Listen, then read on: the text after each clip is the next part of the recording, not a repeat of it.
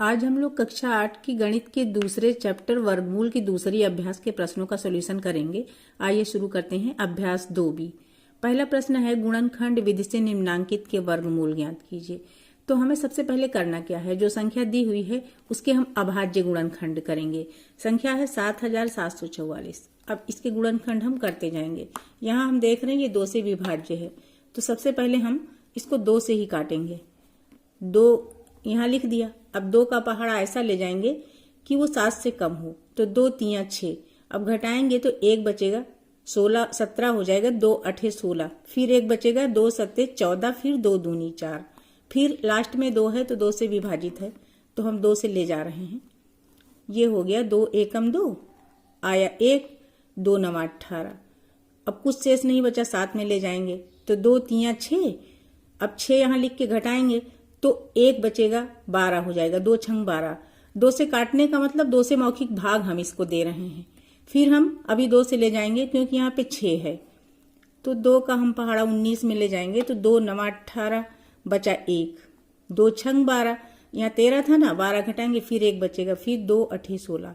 अभी ये 2 से ही जा रहा है, यहाँ 2 से ले गए, 2 चौके 8, 1 बचा, 2 8 16 और 2 चौके 8। फिर 2 से जा रहा है। जब तक 2 से जाएगा तब तक हम इसको 2 से ऐसे ही काटते जाएंगे। 2 दूनी 4, 2 चौके 8, 2 दूनी 4। अभी भी ये 2 से जा रहा है। फिर 2 से ले गए, 2 एकम 2, 2 दूनी 4, 2 एकम 2। अब 121 अगर हम विभाज्यता से चेक करें तो ये सीधा 11 से जाएगा। अब यहाँ हम 11 से इसको ले जा रहे हैं, तो 11 एकम 11 बचा 1, 11 एकम 11। तो इस तरीके से अब इसके अभाज्य गुणनखंड हो गए हैं। अब हम करेंगे क्या, सभी गुणनखंडों को एक जगह पे लिखेंगे। तो यहाँ पर अब हम लिखेंगे 7744 बराबर हो गया। अब 2 इसमें जितनी बार आया है, 6 बार आया है, तो हम 6 बार यहाँ लिख लेंगे। 2 गुणा 2 गुणा 2 गुणा 2 गुणा 2 गुणा 2। अब ये देखिए 6 बार हमने लिख लिया ना। आगे फिर 11 गुणा 11 भी आया है, उसको भी हमने नोट कर लिया। अब अगला स्टेप क्या होता है, गुणनखंड करने के बाद हम जोड़ा मिलाते हैं। ये मिला दिया जोड़ा। अब जब हम इसका वर्गमूल निकालेंगे तो इसको लिखेंगे वर्गमूल के निशान के अंदर 7744। जब हम इसका वर्गमूल निकालते हैं ना, तो हर जोड़े से एक संख्या हम ले लेते हैं और उन संख्याओं का हम आपस में गुणा कर देते हैं। 1 2 इससे लिया, 1 इससे, 1 इससे। अब लेंगे 11 को, इन सबका अब हम गुणा कर देंगे। 2 दूनी 4 दूनी 8 और 8 को 11 से गुणा करेंगे तो 88। लेकिन हम जान चुके हैं कि वर्गमूल प्लस और माइनस दोनों होता है, तो 7744 का वर्गमूल हो गया प्लस माइनस 88। उसी क्वेश्चन के सेकेंड पार्ट में हमें 11664 का वर्गमूल निकालना है, तो गुणनखंड विधि से ही निकालना है। उसी तरीके से हमने इसके गुणनखंड किए। जब तक ये 2 से विभाजित हो रहा था हमने 2 से विभाजित किया। अब जब यहाँ 729 2 से विभाजित नहीं हो रहा तो हमने चेक किया विभाज्यता 3 से विभाजित हो रहा है। विभाज्यता ऐसे चेक करते हैं, अंकों का योग किया, 9 9 18, 18 3 के पहाड़े में आता है, इसलिए 3 से विभाजित है। अब इसको जब तक ये 3 से विभाजित हुआ इस तरीके से विभाजित करके पूरे हमने अभाज्य गुणनखंड निकाल लिए। अब हमें क्या करना है, 11664 के सभी गुणनखंडों को एक साथ लिख देना है। अगला स्टेप क्या करेंगे, हम जोड़ा मिलाएंगे। तो जोड़ा मिला लेते हैं, इस तरीके से हम जोड़ा मिला लेते हैं। अब हम करेंगे क्या, इसका वर्गमूल निकालेंगे। तो वर्गमूल निकालने के लिए इसको वर्गमूल का निशान बनाकर उसके अंदर संख्या को लिख देते हैं। अब इसका जो भी वर्गमूल आ रहा है वो प्लस माइनस दोनों चिन्हों के साथ आएगा और हर गुणनखंड जो है हर जोड़े में से एक संख्या निकाल करके उनका आपस में गुणा करेंगे। तो यहाँ इससे 2 आया, अगले जोड़े से फिर 2 आया। इसी तरीके से 3 जोड़े 3 के हैं तो 3 आएगा 3 बार। अब हम इनका आपस में गुणा करेंगे। तो जब हम गुणा करेंगे तो गुणनखंड हमारा क्या आ गया, प्लस माइनस तो लगेगा ही। 2 दूना 4 तियां 12, 12 तियां 36, 36 तियां 108, तो प्लस माइनस 108 आ गया 11664 का वर्गमूल। इसके थर्ड पार्ट में हमें 4900 का वर्गमूल निकालना है। तो नियमतः हमें इसके अभाज्य गुणनखंड करने चाहिए, यानी इसके गुणनखंड ये 2 के पहाड़े से जा रहा था तो हमें 2 से शुरू करना था, लेकिन समय कम लगे इसलिए हम जान रहे हैं कि 2 बार 0 है, तो यहाँ पे 10 से तो ये विभाजित है ही है, 2 बार 10 से विभाजित हो जाएगा। इसीलिए हमने क्या किया, ये देखा 7 के पहाड़े में 49 आ रहा है तो डायरेक्ट 7 से इसको काट दिया। 7 से काटा ना, तो 7 7 49, ये 2 0 फिर 7 से गया। अब ये 100 बचा, 100 को हमने डायरेक्ट 10 से कर दिया, समय की बचत के लिए ऐसा हमने किया है। तो इस तरीके से हमने देखा कि 4900 के गुणनखंड आ गए 7 गुणा 7 गुणा 10 गुणा 10। हम वही प्रक्रिया करेंगे, जोड़ा मिलाएंगे। अब हमें 4900 का वर्गमूल निकालना है, तो वर्गमूल के निशान के अंदर इसको रखेंगे प्लस माइनस, और यहां से 7 लेंगे, यहां से 10। तो इस तरीके से 4900 का वर्गमूल आ गया प्लस माइनस 70 के बराबर। इस क्वेश्चन में हमें 47,089 का वर्गमूल निकालना है गुणनखंड विधि से। तो यहाँ पर हम देख रहे हैं कि ये संख्या 2 और 3 से तो विभाजित है नहीं। विभाज्यता के नियम से हमें चेक करना पड़ता है कि वास्तव में वो संख्या किस संख्या से विभाजित हो रही है। तो 4 से भी नहीं होगी और 5 से भी नहीं होगी, 2 3 से नहीं हुई, इसलिए 6 से भी ये संख्या विभाजित नहीं थी। जब 7 से हमने विभाज्यता चेक किया तो ये संख्या 7 से विभाजित हो रही थी।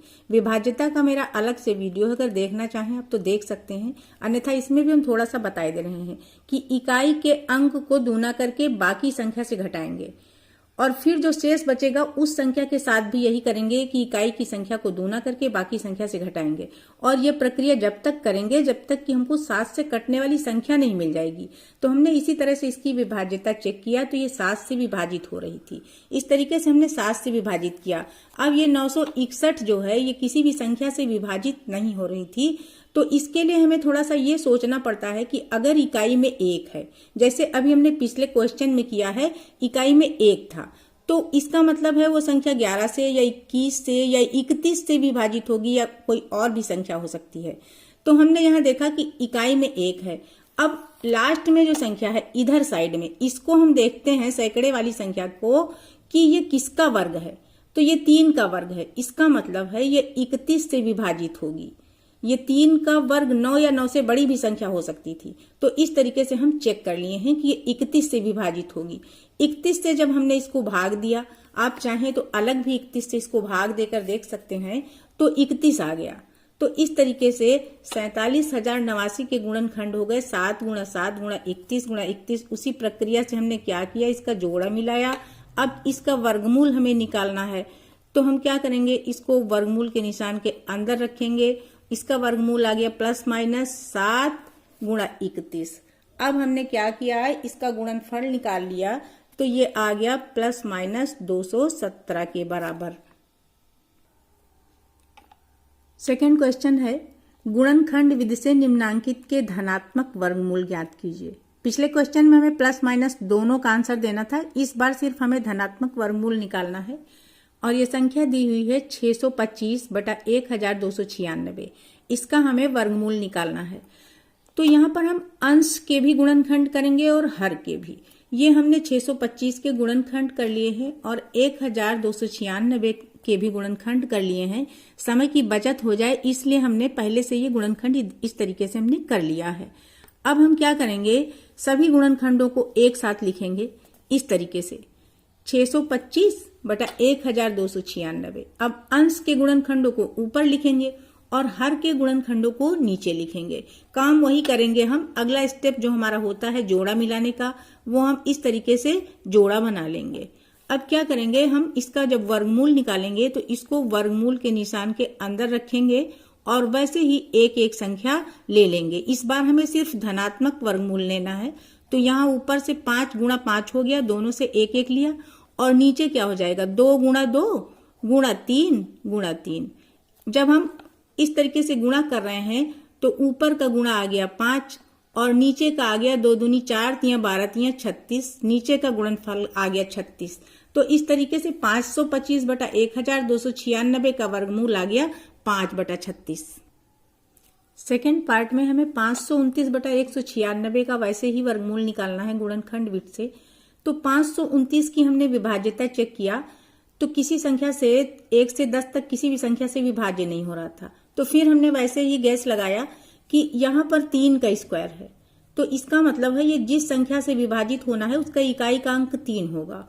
और यहाँ सैकड़े में देखा तो ये 2 के स्क्वायर से अधिक है, 3 के स्क्वायर से कम है, तो इसका मतलब है दहाई का अंक 2 होगा, तो वो संख्या 23 हो सकती है। 23 से हमने विभाजित करके देखा तो काटने पर 23 ही आ गया, तो इसके गुणनखंड 23 गुणा 23 हो गए।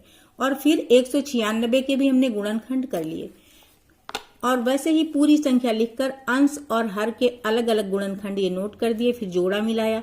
अब इस संख्या का वर्गमूल हमें निकालना है, तो इस तरीके से हम दोनों साइड चाहे यही निशान लगा दें, या फिर हम क्या करेंगे, अब इसमें से वर्गमूल के निशान के अंदर से ऊपर से भी एक संख्या निकाल लेंगे और नीचे से भी जोड़े से एक एक संख्या निकाल लेंगे। तो इस तरीके से इस संख्या का वर्गमूल हो गया 23/14।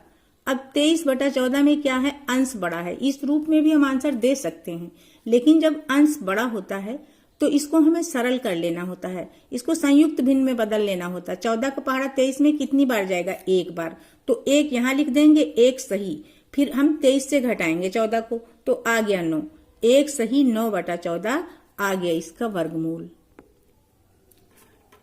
थर्ड पार्ट में हमें 4 सही 29/49 का वर्गमूल निकालना है। अब यहाँ देख रहे हैं ये बनी हुई है संयुक्त भिन्न। अब इसको हम क्या करेंगे, विषम भिन्न में बदलेंगे। इसके लिए क्या करेंगे, जो हर है उसको इस पूरी संख्या से गुणा करेंगे, यानी 49 गुणा 4 करके 29 इसमें हम जोड़ देंगे। देखिए 49 गुणा 4 किया प्लस 29 कर दिया, 49 गुणा 4 का ये गुणनफल आ गया 196, इसमें 29 जोड़ा हमने तो ये आ गया 225। हर 49 ही रहेगा, हर में कोई परिवर्तन नहीं होगा। अब हम क्या करेंगे, 225/49 के गुणनखंड कर लेंगे, 225 के अलग और 49 के अलग। इस तरीके से हमने अलग अलग ये गुणनखंड निकाल लिए और फिर सभी गुणनखंडों को उसी के बराबर ही देखिए 225/49 के बराबर ये देखिए गुणनखंडों को लिख दिया। अब उसी नियम से हमने क्या किया, जोड़ा मिलाया। अब वर्गमूल निकालेंगे। ये किसका परिवर्तित रूप है, 4 सही 29/49 का, तो इसका मतलब है 4 सही 29/49 का जब हमने वर्गमूल निकाला तो एक संख्या इससे लिया, एक इससे, 3 पचे 15 हो गई, और नीचे 7 गुणा 7 में से 7 लिया। अब 15/7 फिर हमको मिल गई विषम भिन्न। फिर इसको हम परिवर्तित करेंगे, क्योंकि आंसर इस रूप में देना कम सही लगता है। 7 से भाग दिया 15 में, 2 बार गया, उसको यहाँ लिख दिया। एक जो शेष बचा वो अंश बन गया और हर 7 ही रहेगा, तो इसका वर्गमूल आ गया 2 सही 1/7। फोर्थ पार्ट में हमें 23 सही 26/121 का वर्गमूल निकालना है, तो वही प्रक्रिया हम करेंगे। सबसे पहले इसको हम विषम भिन्न में बदलेंगे। 121 को 23 से गुणा करेंगे, जो भी गुणनफल आएगा उसमें 26 जोड़ेंगे। इधर देखिए हमने 121 को 23 से गुणा कर दिया, गुणा करने पे आ गया 2783। इसमें हमने क्या किया, 26 को जोड़ दिया, 26 जोड़ा तो ये आ गया 2809। तो इस तरीके से 2809 इसका अंश बन गया और 121 इसका हर रहेगा। अब हम क्या करेंगे, 2809 के जब हम गुणनखंड करेंगे तो इसके गुणनखंड इतना इजीली नहीं हो रहे हैं, किसी भी संख्या से ये डिविजिबल नहीं है। तो हमने देखा ये 3 का स्क्वायर था, इसका मतलब ये जिस संख्या से विभाजित होगा उसका इकाई का अंक तो 3 होगा ही, और दहाई का क्या होगा, इसको हम देखेंगे किसका वर्ग है इसके नजदीक, तो 5 पचे 25, तो दहाई का अंक 5 हो सकता है। अब हमने क्या किया, 53 से इसको भाग देकर देखा। इधर 53 से जब हमने भाग दिया तो 53 बार ही गया। इसका ये मतलब हो गया कि 2809 के गुणनखंड हो गए 53 गुणा 53, और नीचे का हम अगर देखें तो इससे पहले भी हम कर चुके हैं, तो ये 11 गुणा 11 हो जाएगा। अब हम इसका जब वर्गमूल निकालेंगे, यानी 23 सही 26/121 का जब हम वर्गमूल निकालेंगे तो इस जोड़े में से एक संख्या, इस जोड़े में से एक संख्या, तो ये आ गई 53/11 के। अब हम क्या करेंगे, इसको हम सरल कर लेंगे, क्योंकि अंश इसका बड़ा है, तो ये जाएगा 11 चौक 44, बचेगा 9, तो 4 सही 9/11 इसका वर्गमूल हो जाएगा। क्वेश्चन के 5th पार्ट में हमें 75 सही 46/49 का वर्गमूल निकालना है। तो हमें क्या करना होगा, 75 को 49 से गुणा करेंगे और जो भी आएगा उसमें 46 जोड़ेंगे। 49 गुणा 75 प्लस 46, हर 49 ही रहेगा। हमने 49 को 75 से गुणा कर दिया तो ये आ गया 3675 के बराबर। इसमें हम 46 जोड़ेंगे, 46 जब हमने जोड़ा तो ये आ गया 3721, और नीचे 49 है वो 49 ही रहेगा। अब 3721 भी किसी संख्या से डिविजिबल नहीं है, मतलब 2, 4, 6, 8, 10 या 20 तक की संख्याओं में से ये किसी से विभाज्य नहीं है। तो इसके लिए हमने वही प्रक्रिया किया जो पिछले क्वेश्चंस में किया। इकाई का अंक हमने देखा ये 1 का वर्ग है, यानी ये ऐसी संख्या से विभाजित होगा जिसके इकाई में 1 हो। और दहाई में हम देखें ये 36 के वर्ग से बड़ा है, 6 छंग 36 और 36 से बड़ा है, दहाई का अंक 6 हो गया। हमने इस संख्या को क्या किया, 61 से भाग देकर देखा तो भाग पूरा पूरा चला गया। इसका मतलब ये 61 गुणा 61 हो गया इसके गुणनखंड, और नीचे 7 गुणा 7, क्योंकि 7 7 49 होता है। इस तरीके से हमने क्या किया, अब इसके जोड़ा मिलाया, हमें इसका वर्गमूल निकालना है। तो हर जोड़े से एक संख्या लिखना रहता है, तो 61 यहां से ले लिया, यहां से 7, 61/7 हो गया। अब अंश बड़ा है ना, तो हर से हम भाग देंगे इसको। तो जब हमने 7 से भाग दिया, 7 8 56 बचा 5, 8 यहां हो गया, 5 ऊपर हो गया और हर 7 ही रहा। तो इसका वर्गमूल आ गया 8 सही 5/7। थर्ड क्वेश्चन है, एक बाग में आम के 2304 पेड़ हैं। प्रत्येक पंक्ति में उतने ही पेड़ हैं जितनी की बाग में पंक्तियां हैं। दो चीजें बराबर हैं, एक पंक्ति में पेड़ और कुल पंक्तियां। बाग में कुल कितनी पंक्तियां हैं, इसको हम एक उदाहरण से देखते हैं। मान लीजिए इस तरीके का बाग है, इसमें प्रत्येक पंक्ति में 4 पेड़ हैं और कुल 4 पंक्तियां हैं, तो टोटल पेड़ 16 हो गए ना। अब हमें पंक्तियों की संख्या पता करना है, तो हम 16 का वर्गमूल ही तो निकालेंगे। तो यहां पर भी बाग में पंक्तियों की संख्या पता करना है, तो हम 2304 का वर्गमूल निकालेंगे। यहां हमें पूरी प्रश्नावली में गुणनखंड विधि का ही प्रयोग करना है। तो हमने क्या किया, 2304 के ये अभाज्य गुणनखंड कर लिए इस तरीके से। फिर क्या किया, सारे गुणनखंडों को हमने एक जगह पे लिख लिया 2304। अब इसके सभी गुणनखंड इस तरीके से हमने नोट कर लिया। उसी प्रक्रिया से हमें क्या करना है, जब वर्गमूल निकालेंगे तो जोड़ा मिलाकर प्रत्येक जोड़े से एक संख्या लिखनी है। तो इस तरीके से 2 गुणा 2 गुणा 2 गुणा 2 गुणा 3 आ गया। जब इनका हमने गुणनफल किया तो 48 आ गया। तो इसका मतलब क्या है कि बाग में कुल 48 पंक्तियां हैं और प्रत्येक पंक्ति में 48 पेड़ भी होंगे। फोर्थ क्वेश्चन है, एक सेनानायक ने अपनी सेना को टोलियों में इस प्रकार विभाजित किया कि प्रत्येक टोली में उतने ही सैनिक थे जितनी कुल टोलियां थीं। यदि उस सेना में कुल 6561 सैनिक थे तो प्रत्येक टोली में कितने सैनिक थे। यहां पर भी समझ में आ रहा है, क्योंकि दो चीजें बराबर है इसमें, टोलियों की संख्या और प्रत्येक टोली में सैनिकों की संख्या। तो हम क्या करेंगे, प्रत्येक टोली में सैनिकों की संख्या हमें पता करनी है, तो हम 6561 का वर्गमूल निकालेंगे। हमें यहाँ गुणनखंड विधि ही प्रयोग करना है पूरी अभ्यास में। तो हमने 6561 के ये पूरे गुणनखंड इस तरीके से हमने कर लिए। फिर क्या किया, पूरे गुणनखंडों को इकट्ठा ये इस तरीके से लिख दिया। अब हमें इसका वर्गमूल निकालना है, तो वर्गमूल निकालेंगे तो हर जोड़े से एक संख्या निकालकर सभी संख्याओं का गुणा कर दिया, तो ये आ गया 81। तो प्रत्येक टोली में सैनिकों की संख्या हो जाएगी 81। फिफ्थ क्वेश्चन है, एक सेनानायक अपने जवानों को पंक्तियों में खड़ा करके एक वर्ग बनवाता है। बाद में उसे ज्ञात होता है कि 60 जवान शेष रह जाते हैं। यदि उसके पास कुल 8160 जवान थे तो बताइए प्रत्येक पंक्ति में उसने कितने जवान खड़े किए थे। तो यहाँ पर 60 जवान जो शेष रह जाते हैं उनको हमें पहले ही हटा देना है वर्ग बनाने से। तो हमने क्या किया, 8160 से 60 माइनस कर दिया, तो ये बचा 8100। अब वर्ग की प्रत्येक पंक्ति में जवानों की संख्या क्या होगी, 8100 का वर्गमूल। तो 8100 का अगर हम अभाज्य गुणनखंड करेंगे तो बहुत लंबा खींचेगा, तो कॉमन सेंस से हम इसको देख रहे हैं कि इसको 9 और 10 से हम डायरेक्ट काट सकते हैं। तो इस तरीके से हमने इसके गुणनखंड कर लिए। तो 8100 के गुणनखंड इस तरीके से आ गए। अब हमें इसका वर्गमूल चाहिए, तो हर जोड़े से हमें एक संख्या लेनी है, तो 9 गुणा 10 इसका वर्गमूल आ गया। तो इस तरीके से वर्ग के प्रत्येक पंक्ति में 90 जवान खड़े होंगे। छठा क्वेश्चन है, वह छोटी से छोटी संख्या ज्ञात कीजिए जिससे 1890 में गुणा करने पर गुणनफल पूर्ण वर्ग हो जाए। तो हम क्या करेंगे, 1890 के अभाज्य गुणनखंड करेंगे। तो ये सारे गुणनखंड हमने इस तरीके से लिख लिया। लिखने के बाद जोड़ा मिलाया तो सिर्फ 3 और 3 का जोड़ा मिला। इसका मतलब ये तो पूर्ण वर्ग के रूप में है, लेकिन अगर इसको पूर्ण वर्ग बनाना है तो एक बार 2 से और गुणा हो, एक बार 3 से और हो, फिर 7 से और फिर 5 से। यानी हमको कौन कौन सी संख्याएं चाहिए, 2, 3, 5 और 7। इतने से हम गुणा करें तो ये संख्या पूर्ण वर्ग बनेगी, यानी तभी तो सभी का जोड़ा मिलेगा। अब इन संख्याओं का हमने आपस में गुणा कर लिया तो 210 आ गया। इसका मतलब है 1890 को पूर्ण वर्ग बनाने के लिए हमें 210 से गुणा करना पड़ेगा।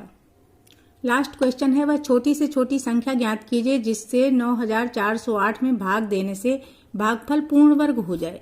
तो हमने अभाज्य गुणनखंड पूरे कर लिए और सारे गुणनखंडों को इस तरीके से नोट कर लिया।